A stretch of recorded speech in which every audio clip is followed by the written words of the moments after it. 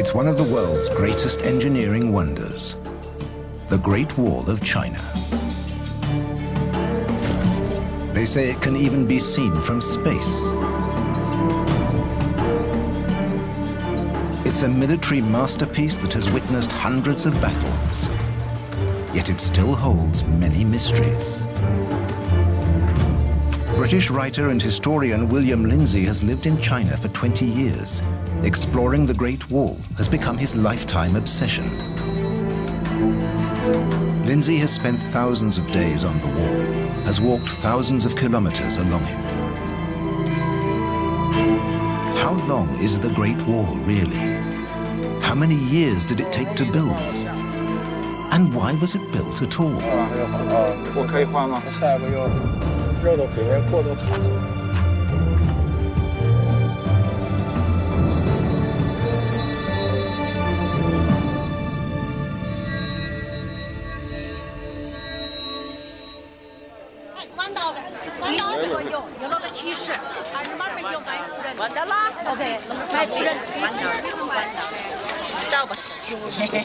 It's only a short trip from Beijing to one of China's most popular attractions.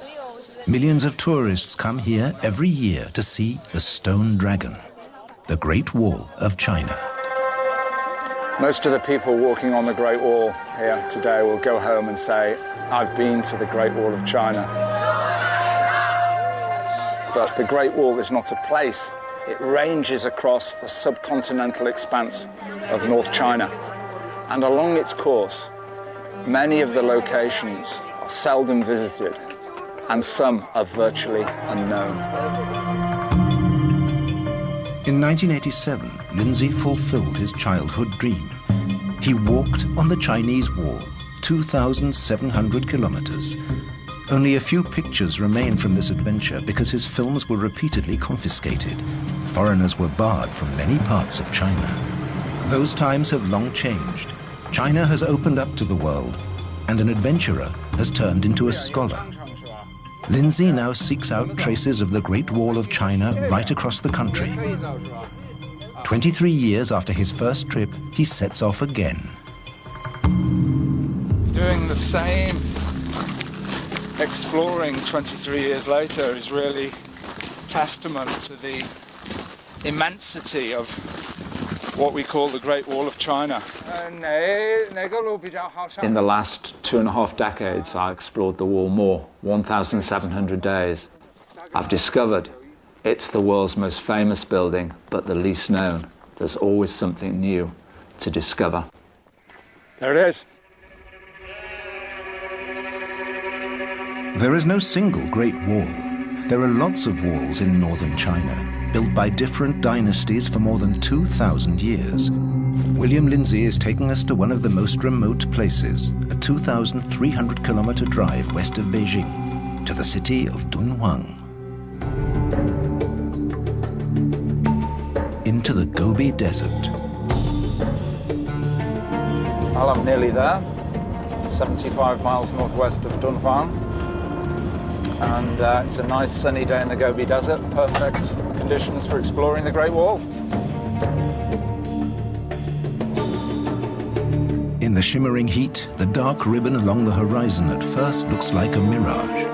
But these really are the remains of a wall, literally in the middle of nowhere.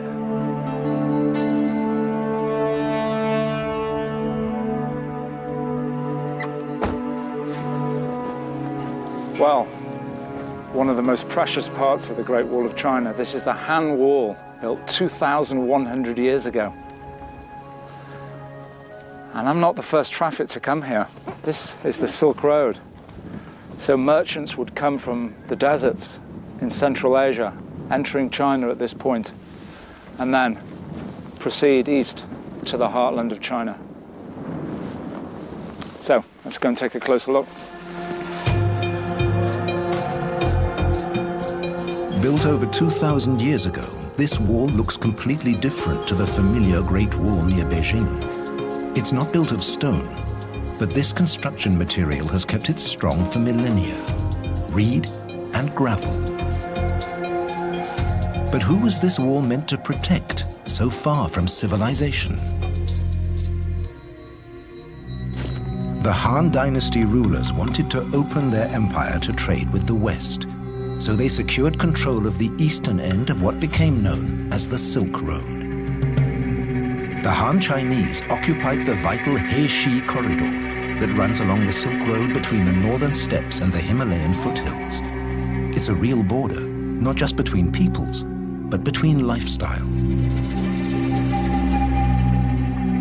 The nomads of the steppe live in yurts, the traditional round tent. They live entirely from their livestock, wandering over the steppe. They pitch their yurts wherever they find grazing land for their herds.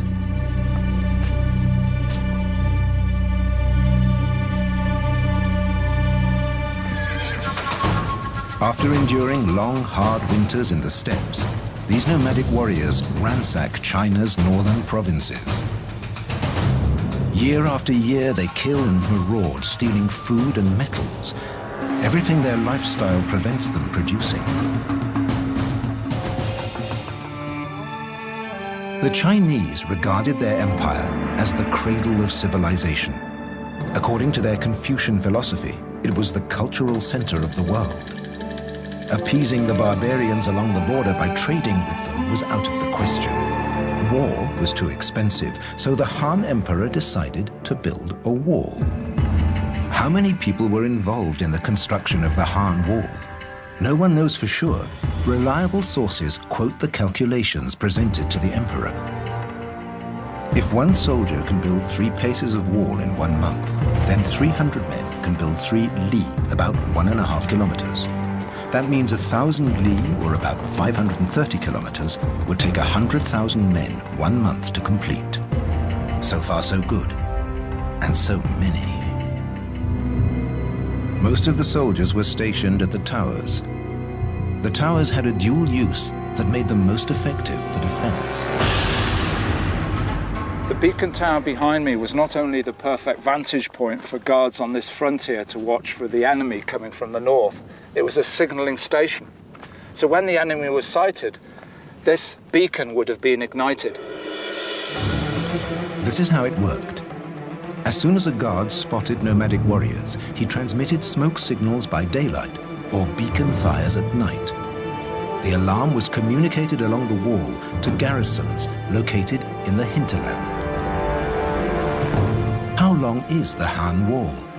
Only recently have Chinese experts started to find out.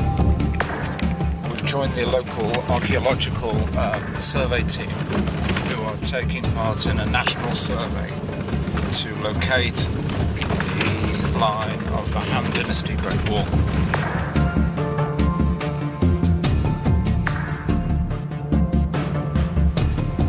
The team is heading out into the Gobi Desert. They need a whole summer just to measure this section of the wall. At noon, the temperature can climb to over 40 degrees Celsius. Today, the team is exploring a fortification that lies in the hinterland of the Han Wall. This could have been a garrison for support troops.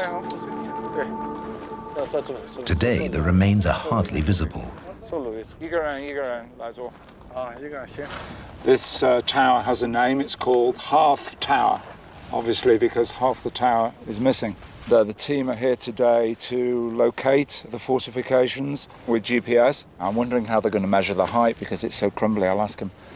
你怎么量多高？现在我们有那个才破了啊！我们有测距仪小段，到跟前大海让它破一下。我们有测距仪，专门量高度的。So they don't have to climb up the tower to measure it. They have a device here. A laser rangefinder collects the data. It'll be a few years before the results of the survey are summarized and a figure can be given for the length of the Han Wall. 以前我们这个工作做的比较少一点。我给他说。So from here to the Jade Gate is about 45-50 kilometers. And there are 3 sections of wall that are quite visible. And in between, there's virtually nothing, although the archaeologists may find traces. Mr. Yang is very reluctant to give a guesstimate of how many kilometers of Han Wall are standing.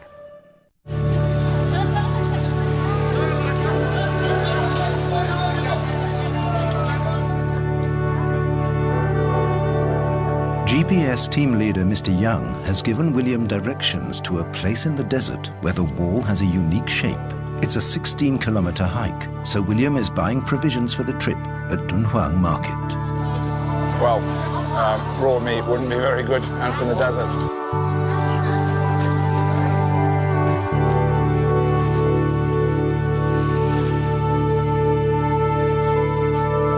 A lot of what he sees doesn't seem too useful for a desert trek, but he finally finds what he needs. Successful shopping trip for $1.99 or so, a good supply of high-energy foods. Delicious. Next morning at 5 o'clock, Lindsay sets off for the hike. Lots of satellites around. It's 14.4K. So it's about 9 miles or more. He's not walking alone. In the desert, it would be too dangerous. With him is his Chinese friend, Piao Tiejun. Sun coming up there, yeah. Their GPS says they will reach the unique strip of wall in 5 hours. Let's go.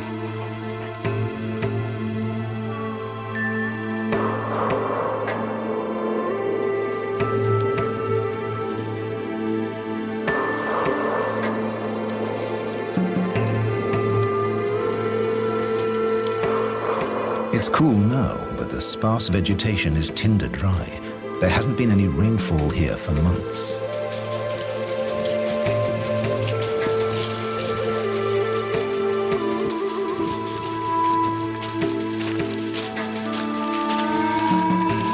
They're walking in a featureless landscape. You can see a solitary tree over there.